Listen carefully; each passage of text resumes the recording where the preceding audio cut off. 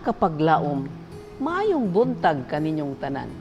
Ang atong hilisgutan karong Mayo 20, giuluhan og paagi sa Dios, dili ang ako. Ang atong teksto makita sa Salmo 25:4 taman sa 5. Nagaingon, ipakita mo kanako, O Jehova, ang imong mga dalan. Itudlo mo kanako ang imong mga alagyanan. Tutuli ako sa imong kamatuoran, ug tudloy ako, kay ikaw mao ang Dios sa akong kaluwasan. Kanimo nagapaabot ako sa tibuok nga adlaw. Kapaglaom, ang direksyon nga gihatag kang Moses mao, tan-awa nga ang tanang paghimuon mo nga mahisubay sa sumbanan nga gipakita kanimo didto sa bukid. Hebrehanon 8:5. Bisan pa og si Moses puno sa kakugi sa pagbuhat sa buluhaton sa Dios, og siya tingali adunay pinakahanas og talentado nga mga tawo sa pagbuhat sa iyang mga sugyot nga buhaton, dili siya magabuhat og bisan usa nga butang sama sa kampadilya o bells, pomegranate o granada, tassel o boreas, friends o sidsid o kortina o bisan unsang sudanan gawas nga kini pinasikat sa sumbanan o modelo nga gipakita sa Dios kaniya nga maoy iyang sudo.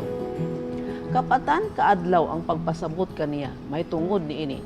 Ug sa diha mikanaog na siya dito sa tiilan sa bukid, siya andam sa pagbuhat sa eksakto nga sumbanan nga gipakita kaniya dito sa bukid. Daghan ang nasayop sa dili pag-amping sa pagsunod sa ideya sa Dios, kundi sa ilang kaugalingong ideya. Si Kristo mismo nagpahayag, walay bisan unsa nga arang mabuhat sa anak siyang kaugalingong kabubuton, gawas lamang sa iyang makita nga ginabuhat sa amahan. Juan 5:19. Daon sa kahingpit pag-ayo sa iyang pagbakante siyang kaugalingon sa pagkaagi nga wala siya gihimo nga mga paagi o mga plano alang kaniya. Siya nagkinabuhi nga nagadawat sa plano sa Ginoo alang kaniya. Ug ang amahan nagapadayag adlaw-adlaw sa iyang mga plano kaniya. Kung si Jesus sa bugos nga pagsalig o pagkapamatuod nagaingon, bisan unsay akong nakita nga gibuhat sa amahan, mao kana ang akong buhaton. Daw unsa ka kakinahanglanon nga ang tawo magasalig sa Dios sa iyang kanunay nga panghimangno aron ang ilang mga kinabuhi mahimong yano nga magbubuhat sa mga plano sa Dios. Ang atong pamaagi kinahanglan nga buntugon. Ang garbo, ang pagkaigo sa kaugalingon o self-sufficiency, kinahanglan ilansang ug ang hawang niini pagapunon sa espiritu ug gahom sa Dios. Si Jesucristo ba nga halangdon sa langit naghimo siya ang kaugalingong paagi? Tan-aw nato siya nga nag-agulo sa Getsemani samtang nag-ampo siyang amahan. Daw unsa kadaghang mga tinulo sa dugo sa pag-antos ang nangatagak sa iyang balaang kilay. O ang mga sala sa tibuok kalibutan gipatong kaniya. Ang pagbati nga pagkahimulag gikan sa gugma sa amahan maoy nakapugos gikan sa iyang luspad ug nagakurog nga mga ngabil sa pagtuaw. Amahan ko kun mahimo isaylo kining kopa. Mateo 26:39. Makatulo niyang gisubli ang iyang pag-ampo.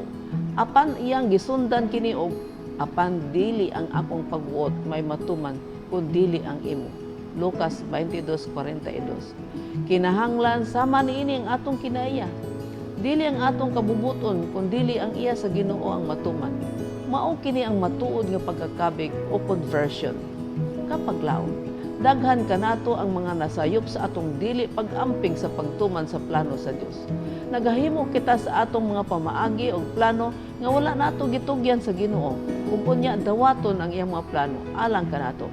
Si Ginoong Hesus sa iyang pagkinabuhi dinhi sa yuta, wala magbuhat sa iyang paagi, kundi iyang gituman ang pamaagi sa iyang amahan kaniya. Sa dihang siya nag-anto sa mapintas nga krus, siya nag-ampong akon mahimo isaylo lang kini kaniya, kay nakahibalo siya kung unsa ka makalilisang ang mamatay sa krus. Apan sa gihapon siya nag-ampo nga imong amahan ang matuman og dili ako. Mao kini ang dapat nga sundo nato bilang mga anak sa Dios. Dili ang atong pamaagi ang matuman, kundi ang pamaagi sa Dios. Mag-ampo kita. Diyos, ug mahigugmaon namo nga man sa langit. Salamat sa ehemplo ni Ginoong Hesus kanamo nga dili ang among mga plano o pamaagi ang matuman kun dili ang imo o kami magasalig lamang sa imong mga plano kanamo. Waa kanamo ang mga garbo ug pagkaigo sa among mga kaugalingon ug pun ikini Ginoo sa espiritu ug gahom. Dili ang among kabuton ang matuman kun dili ang imo lamang sa ngalan ni Hesus. Amen.